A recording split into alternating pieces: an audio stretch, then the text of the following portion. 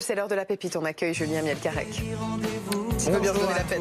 Du Patrick Bruel. Ouais, rendez-vous dans 10 ans, mais moi ce matin ce que je vais vous raconter c'est rendez-vous dans 20 ans. Alors regardez d'abord cette photo de classe. Cette photo de classe elle date de 1999 et vous allez découvrir la même photo avec les mêmes enfants qui ont un peu grandi. 20 ans plus tard, c'était samedi à Pleumeur-Boudou dans les Côtes-d'Armor. Alors pourquoi?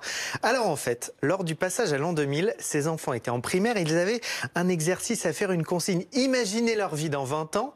Écrire une lettre et l'enfermer dans cette capsule qu'on vient de voir. Et ben 20 ans plus tard, les mêmes élèves, Camille et Laura, elles étaient en CP à l'époque, elles ont ressorti la capsule du jardin de l'école pour redécouvrir les lettres. Regardez. Elles étaient tous réunis, quasiment toute la classe de l'époque. La capsule était bien là.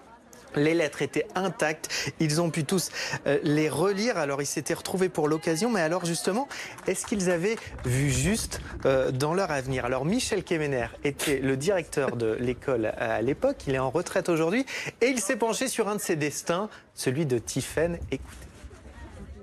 Je vais vous donner la lettre de Tiffaine, qui aimait les animaux, je me rappelle bien, elle était au CM2. Elle me disait qu'elle aurait beaucoup d'enfants, et dans cette lettre, elle précise même le prénom de ses futurs enfants. Bon, finalement, Tiffaine travaille bien pour les chevaux, puisqu'elle est devenue vétérinaire. Par contre, pour ses 5 enfants, c'est pas encore fait.